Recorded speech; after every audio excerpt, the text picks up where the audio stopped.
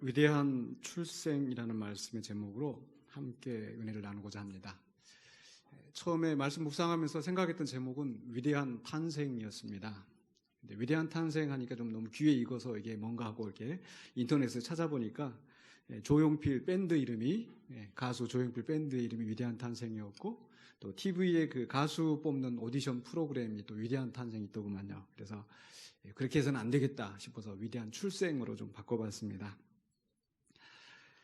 위인들의 생일을 기념하는 경우가 있습니다. 물론 이제 우리 평범한 사람들은 이제 생일이 돌아오면 또 이제 지인들이 또 가족들이 함께 모여서 축하하고 기뻐하고 이러는 일들이 있는데, 이제 뭐 이제 고인이 되시고 나서 또 우리와 함께 있지 않을 때에 그렇게 생일을 기념하고 축하하는 경우는 많지 않은 것 같습니다. 그러나 아주 그 인류의 역사에 큰 그 지대한 영향을, 또 선한 영향을 끼쳤던 그 분들에 대해서는 뭐 누구누구 출생 뭐 100주년 또는 뭐 500주년 뭐 이렇게 기념할 때가 있습니다. 하지만 해마다 이렇게 그 뭐 373년 뭐 425년 뭐 이렇게 하는 경우는 없죠.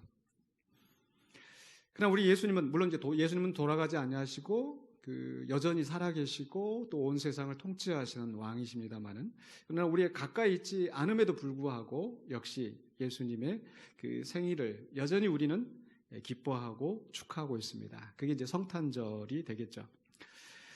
근데 여러분, 예수님이 출생하신 날이 12월 25일이 아니신 건 아시죠? 예, 맞습니다. 예, 이 날이 이제 태양신을 이제 숭배하는 날이었다, 뭐 이렇게 얘기를 합니다. 뭐 사실 맞는 말이기도 해요. 네, 그래서 그것 때문에 여호와 증인이나 또 그런 그 이단들이 사실 기독교를 공격하는데 쓰기도 합니다. 그래서 우리는 뭐 제가 지금 이렇게 얘기한다고 해서 또 임용선 목사 이단 아니냐? 네, 이단. 저 이단 싫어합니다, 분명히. 그래서 우리 또 혹시 뭐 신천지를 우리는 뭐 못 들어오게 합니다, 뭐 이런 문구 안 붙였다고 뭐 신천지 교주 아니냐, 뭐 또 이단 아니냐. 그런데 절대 그렇지 않고요. 다만 신천지도 이단도 우리는 교회에 들어와서 말씀 듣고 변화하라고 우리는 그런 거 안 붙여놓은 거예요. 그런데 제가 우리 성도들에게 원하는 것은 우리 성도들의 말씀을 바로 분별하고 바로 서면 아무리 이단들이 공격을 해도 끄떡이 없습니다. 그런 정도 분별력을 가지시라는 얘기예요. 그래서 12월 25일이 예수님이 출생한 날이 아니고 탄생한 날이 아니고 태양신을 숭배하는 날인데, 그래서 성탄절을 지키는 교회는 잘못됐다 이렇게 그 이단들이 공격을 할 때 전혀 거기에 휘둘릴 필요가 없으시다는 말입니다. 네.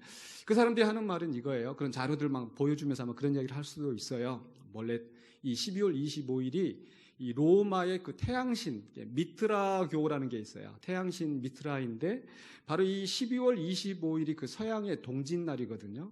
그래서 가장 그 해가 짧고 밤이 긴 날이 바로 이 미트라라고 하는 태양신이 출생한 날이고, 이제 그날부터 어때요? 이제 시간이 점점 이제 태양의 시간이 길어지잖아요. 그래서 이제 출생을 해서 이제 점점 이렇게 태양신의 그 힘이 세진다, 그런 날이다. 뭐 이런 그 기원이 있는 건데, 아마 이제 로마 카톨릭 교회에서 이제 그 태양신의 축제일이 되면은 모든 사람들이 막 다 그 축제하고 막 먹고 마시고 즐거워하고 온 그 백성들이 다 그렇게 한다는 거예요. 무슨 얘기냐면, 우리도 마치 추석이나 설날 되면은 다 이제 고향에 가고 또 막 성묘하고 뭐 이런 일들이 있는 것처럼, 이 태양신의 축제일이 되면은 온 온 국민들이 다 거기에 이제 빠져 있으니까, 야, 이래서는 안 되겠다 해서 이제 로마 카톨릭 교회에서 12월 25일을 이 태양신의 숭배일로 지킬 것이 아니라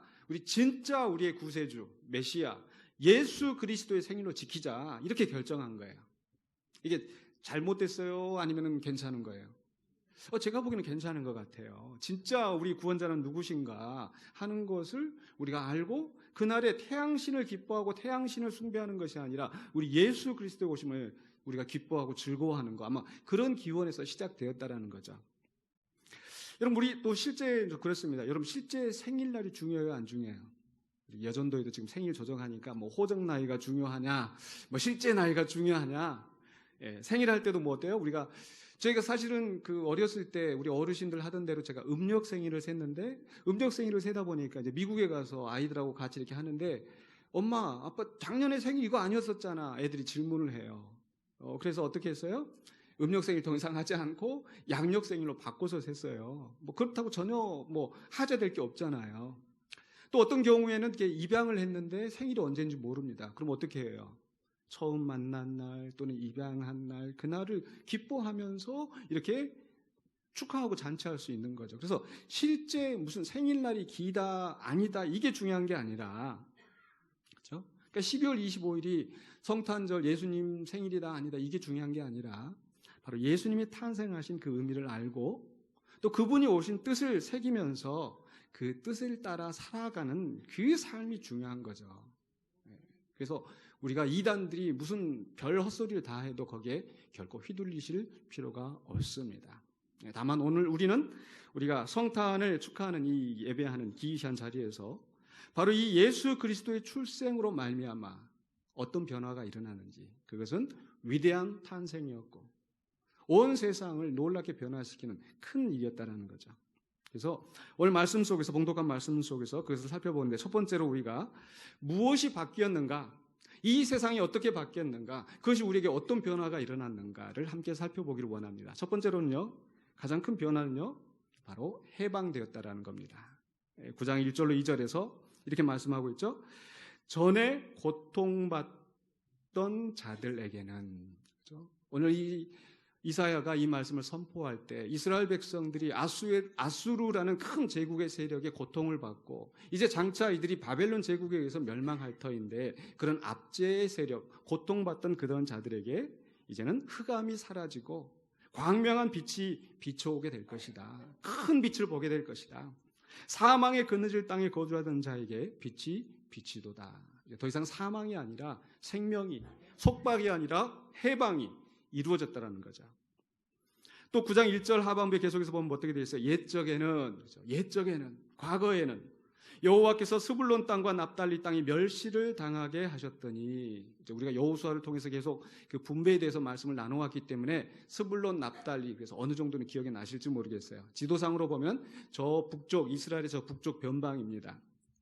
근데 이사야 시대에 저 북쪽의 오랑캐 아수르 제국이 쳐들어와서 그 땅이 멸시를 당하고 고통을 당하였는데, 이제는 그곳에서 그 갈릴리를 하나님께서 영화롭게 하셨다. 이 말씀은 결론 예수 그리스도가 갈릴리에서 그 사역을 처음 시작하시는 그 일로 이제 완성이 된 거죠. 어쨌든 이 말씀 속에서 보여주는 건 뭐예요? 멸시를 당하였던 이들이 오히려 영화롭게 되었다. 사망의 그늘에 있던 자들에게 생명의 빛이 비추게 되었다. 그렇죠? 속박당하던 자들이 자유롭게 되었다. 해방이 이루어졌다는 뜻입니다.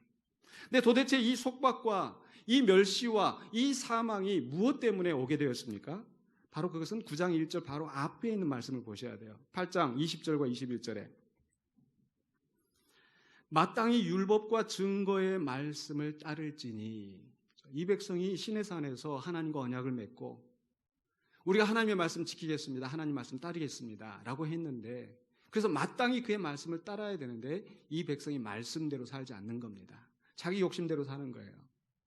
이사야서 1장에서 말씀하고 있는 것처럼 그들이 열심히 성전에 와서 예배를 드리는데, 제물은 가득 바치는데, 열심히 기도는 하는데, 이사야서 58장 그들이 열심히 금식은 하는데 하나님의 말씀이 없는 거예요. 하나님의 말씀을 따르지 않는 거예요. 계속해서 그들이 말하는 바가 이 말씀에 맞지 아니하면 그들이 정녕 아침 빛을 보지 못하고 이 땅으로 헤매며 곤고하며 굶주릴 것이라.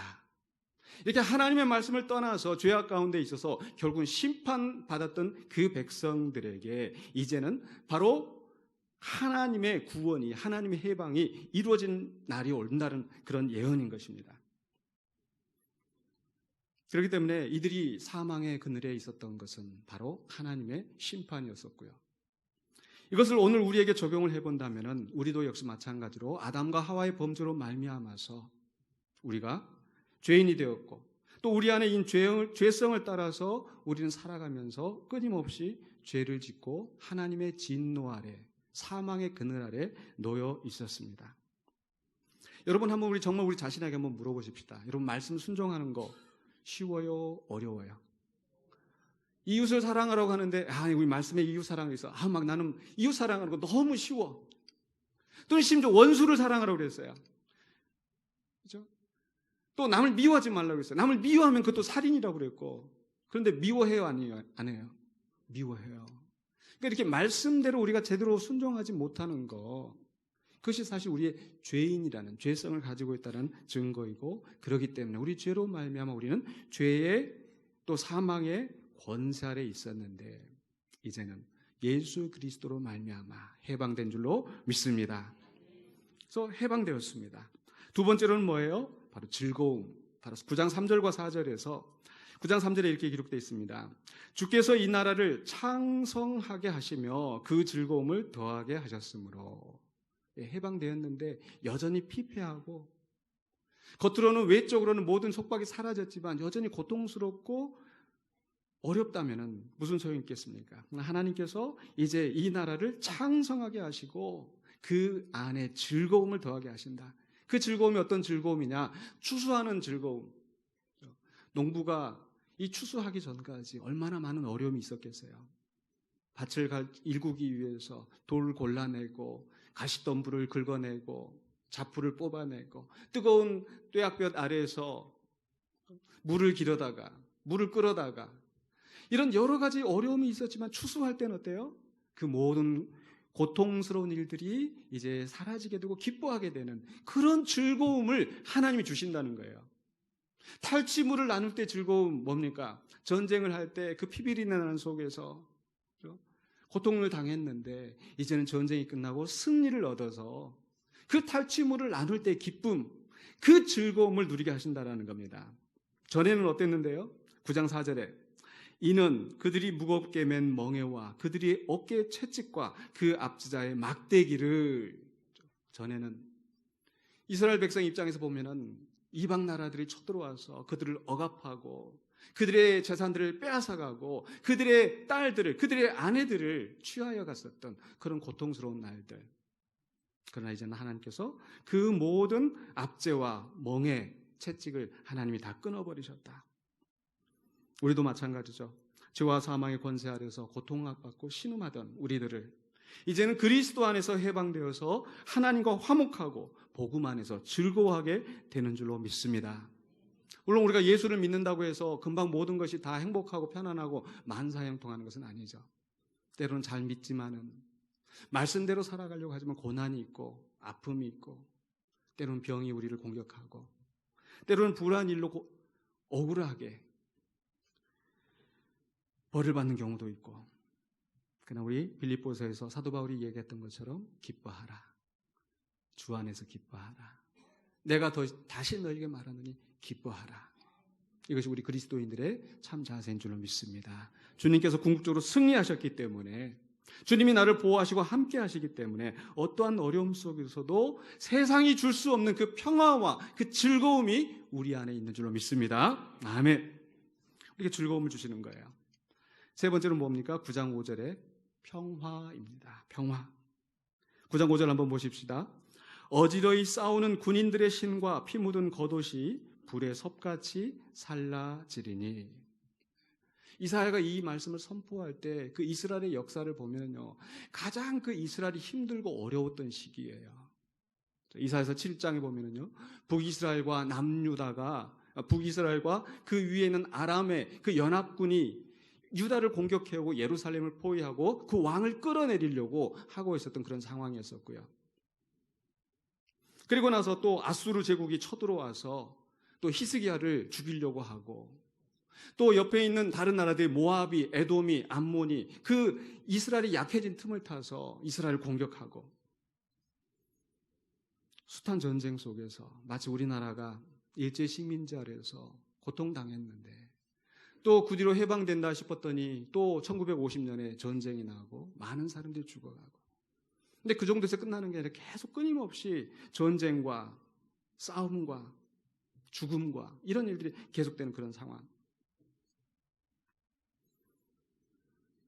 우리도 역시 마찬가지죠. 그렇게 역사적인 큰 전쟁이 아니더라도 우리 일상 속에서 크고 작은 분쟁들, 가정 안에서 부부가 다투고 교회 안에서 서로 의견이 달라서 다투고, 그런 일들을 볼 때마다 얼마나 힘들고 어렵습니까? 마음이 아픕니까?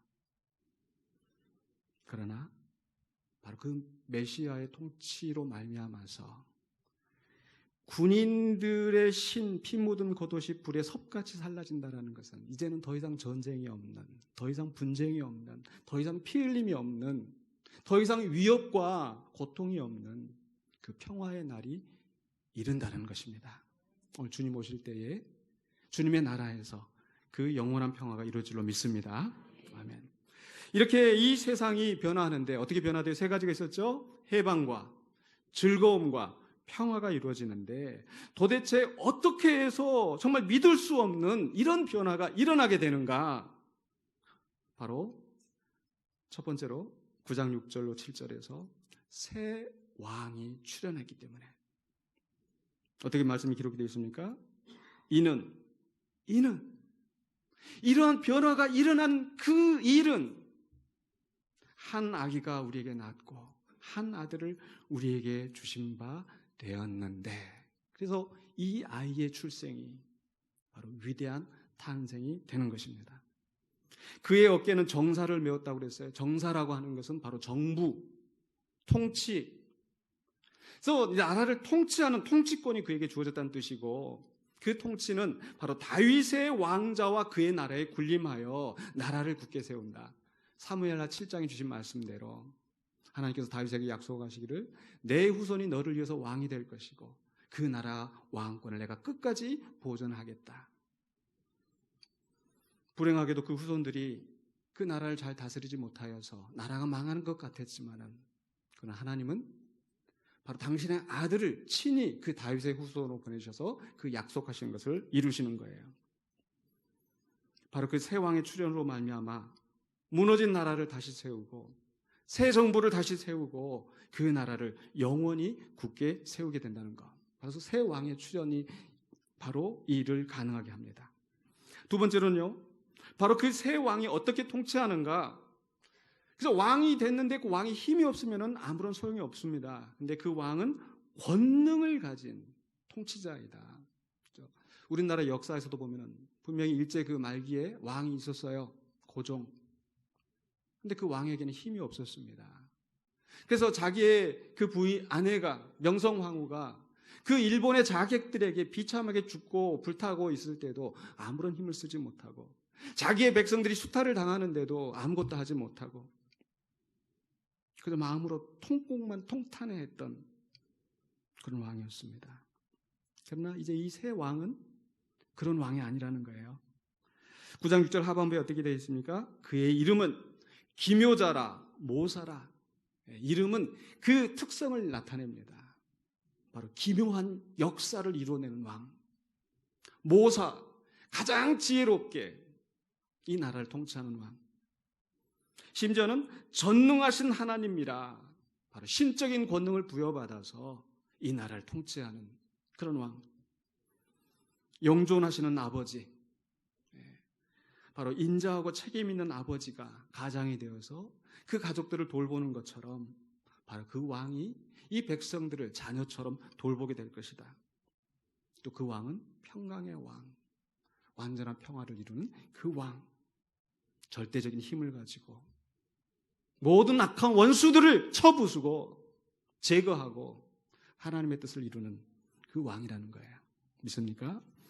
예수 그리스도께서 하늘과 땅의 권세를 가지시고 풍랑도 잠잠하게 하시고 귀신도 쫓아내시고 모든 병들을 치유하시는 그 왕으로서 이 약속을 이루신 줄로 믿습니다.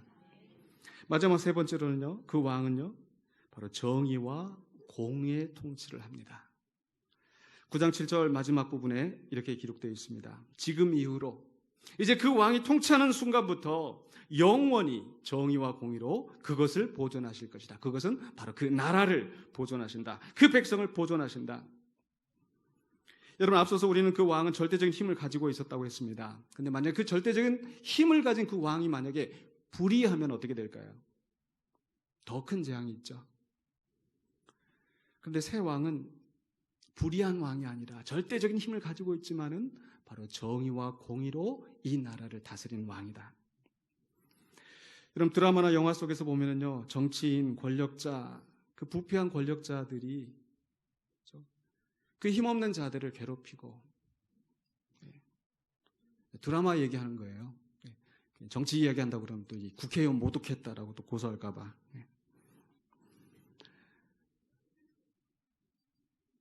힘 있는 자들이 칼을 휘두르고 얼마나 위협이 됩니까? 여러분, 힘없는 자가 무기를 가지고 있으면 별로 무섭지가 않은데 힘 있는 자가 칼을 휘두르면 그만큼 고통스러운 거예요. 도로에서 운전하는 상황을 한번 생각해 보시면요, 여러분, 이 경차가 이렇게 앞에 나와서 막 왔다 갔다 하면 여러분 무슨 생각이 들어요? 경차 운전자를 결코 이렇게 폄하하는 것이 아닙니다. 저는 뭐 차에 대해서 별로 신경 안 쓰고, 차가 뭐 무슨 좋은 차냐 중형차냐 이게 중요한 게 아니잖아요. 차에 어떤 사람이 타고 있냐, 그렇죠? 차 운전자가 똥이면 똥차가 되는 거고 쓰레기면 쓰레기차가 되는 거지. 어쨌든 만약에 여러분 운전을 하고 있는데 경차가 막 왔다 갔다 하면서 이렇게 하고 있으면 여러분 속으로 무슨 생각이 들어요? 아유, 저거 죽으려고 환장하고 있네. 죽으려고 뭐라고 이렇게 얘기가 나오겠죠. 근데 만약에 좀 큰 트럭이 막 왔다 갔다 하면은 어떨 것 같아요? 무서우니까 피하겠죠. 세상의 권력을 가진 자들이, 힘을 가진 자들이 그렇게 불의한 칼을 휘두르고 있을 때 우리는 두려울 수밖에 없습니다. 근데요, 여러분, 영화 속에서, 영화 이야기예요. 막 자동차가 막 이렇게 막 쫓아오고 막 이렇게 하다가 갑자기 큰 덤프트럭이 나와가지고 그 속에서 이렇게 쫙 다리가 쫙 나오고 그 속으로 이게 자동차가 쑥 들어가지고 탁 닫히고 나면은 뭐 이렇게 든든하죠. 바로 예수 그리스도가 그 우리의 덤프트럭이 되신 줄 믿습니다. 아무리 그 중형차가 또 큰 차가 깔짝깔짝 해도 우리는 두려움이 없어요. 오늘 찬양에서 우리가 불렀던 것처럼 보라 너희는 두려워 말고 보라 너희를 인도한 나를 보라. 보라 너희는 지치지 말고 보라 너희를 구원한 나를 보라. 하나님 구원을 보라. 하나님의 능력을 너희를 위해 싸우시는 바로 하나님을 보라. 죄송합니다. 지난주에 저는 이제 어떻게 보면 목사 면직당 영적인 사형이지만 이렇게 해맑은 얼굴로 말씀을 나눌 수 있는 것은 그런 깔짝깔짝하는 세상의 권세에 두려워하지 아니하고 하나님 함께 하심을 믿기 때문에. 근데 그 나라와 통치는 한시적이 아니라 영원 무궁하다. 영원히, 이후로 영원히 정의와 공의로 그것을 보존하실 것이다. 근데 그 일을 누가 보장하시느냐? 만군의 여호와의 열심히 일을 이루시리라.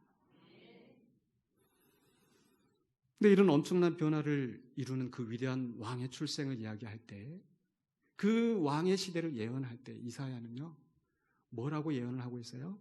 한 아기가 우리에게 낳고.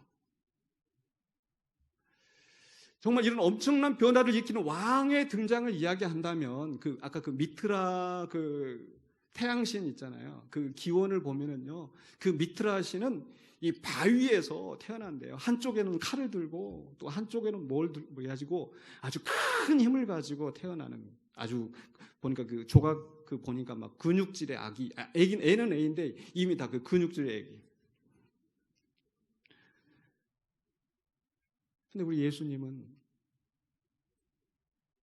베들레헴 한 마구간에서 누일 곳이 없어서 그 말구유에 누이셨던 아주 초라한 출생. 헤롯이 그를 죽이려고 하고 그래서 그를 피해서 갈 수밖에 없는 그런 모습이었습니다. 왜 이사야는 정말 그 왕이 전차를 타고 갑옷을 입고 큰 창을 들고 이 와서 이렇게 하면 세상을 뒤집어 놓을 것이다, 이렇게 하지 않고 한 아기가 우리에게 낳고, 그 전쟁의 소용돌이 속에서 한 아기가 우리에게 낳고. 왜 그랬을까요? 바로 그 왕은 인간의 기대와는 전혀 다른 그런 왕이라는 겁니다. 마치 예수님께서 예루살렘에 입성하실 때 왕으로서 입성하시는데 백마를 타고 전차를 타고 군인들의 호의를 받으면서 입성하시는 것이 아니라 그분은 겸손하셔서 나귀를 타고 초라하게 입성하셨던 것처럼 그분이 이 땅에 오실 때 아주 초라하게 한 아이로 오셨어요. 군림하는 자가 아니라 섬기는 자로, 지배하는 자가 아니라 오히려 자신을 대속물로 희생으로 드림으로써 하나님의 뜻을 이루고 구원을 이루시는 바로 그 고난의 길을 가시는 왕이시라는 것. 바로 그 왕 때문에 우리가 해방되었고 우리가 즐거움을 누리고 우리가 평화를 누리게 되는 줄로 믿습니다. 바로 그런 위대한 일이 일어났기 때문에 우리는 그 아기의 탄생을 기념하고 축하하는 겁니다. 근데 문제는 우리가 축하하고 기념하는 것에서 끝나면 안 된다는 거죠. 왕이 나셨다. 우리가 입술로 고백은 하는데 그 왕을 인정하지 않는다면 무슨 소용이 있겠습니까? 누가복음 6장 46절에 너희는 나를 불러 주여 주여 하면서도 어찌하여 내가 말하는 것을 행하지 아니하느냐. 예수님을 주인이라고 하면서도 그냥 주님의 뜻을 따르는 것이 아니라 자기 욕심대로 행하고 자기 하고 싶은 대로 가고 그러면서 무슨 나를 주라고 하느냐. 마태복음 7장 21절에서도 나더러 주여 주여 하는 자마다 다 천국에 들어갈 것이 아니요 다만 하늘에 계신 내 아버지의 뜻대로 행하는 자라야 들어가리라.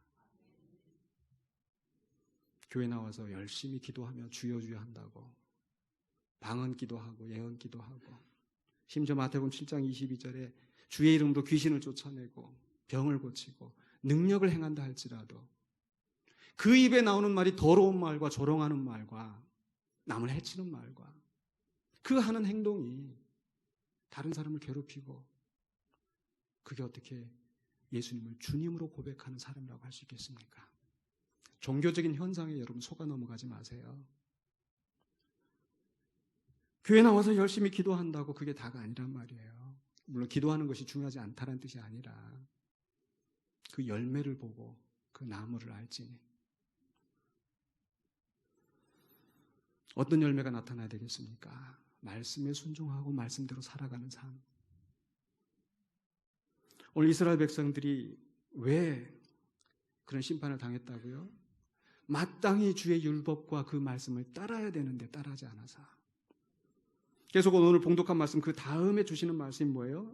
이사야서 9장 8절로 9절에서 주께서 야곱에게 말씀을 보내시며 그것을 이스라엘에게 임하게 하셨은즉 모든 백성 곧 에브라임과 사마리아 주민이 알 것이오늘. 하나님은 오늘 또 간절하게 주의 말씀을 보냅니다. 주의 말씀을 이 강단에서 선포되게 하십니다. 그러나 그 말씀에 마음의 문을 닫고 그 말씀을 거역하면서 그러면서 하는 소리가 뭐예요? 계속 9장 9절로 10절에서 그들이 교만하고 완악한 마음으로 말하기를 벽돌이 무너졌으나 우리는 다듬은 돌로 쌓아. 그래? 벽돌 무너뜨렸어? 우리는 더 좋은 다듬은 돌로 쌓아버리지? 뽕나무들이 찍혔어? 그래, 백향목으로 그것을 대신하지? 말씀의 권위 앞에 두려워하지 않고 자기들의 그 알량한 힘을 가지고 뭔가를 해보겠다고 하는 자들. 오늘 우리는 그 교만하고 악독한 마음을 내어버리고 비록 어린 아이로 출생하셨지만 이 땅의 위대한 변화를 일으키신 예수님 앞에 굴복하기를 원합니다.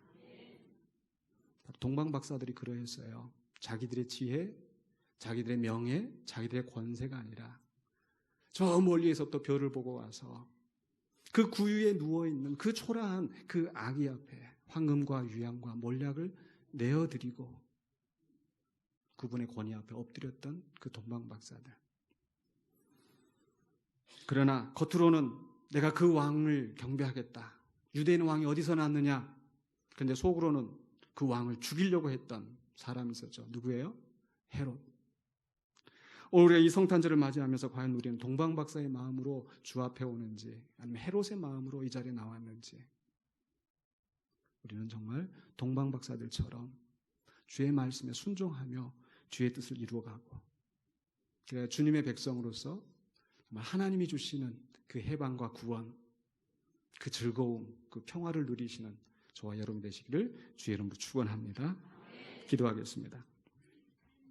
거룩하신 아버지 하나님, 은혜를 감사합니다. 오늘 우리가 주께서 주시는 말씀을 함께 듣고 그 말씀을 묵상하며 주의 뜻을 찾고자 합니다. 이 땅에 어린 아기로 출생하신 예수 그리스도, 그러나 주님의 약속대로, 하나님의 약속대로 놀라운 변화를 일으키실 그 주님을 바라보면서 우리의 마음과 정성을 모아서 주 앞에 엎드려 경배하며 또 우리의 마음을 다시금 다집니다. 하나님, 우리가 주의 말씀에 순종하는 주의 백성 되게 하여 주시옵소서. 예수 그리스도 이름으로 기도하옵나이다. 아멘.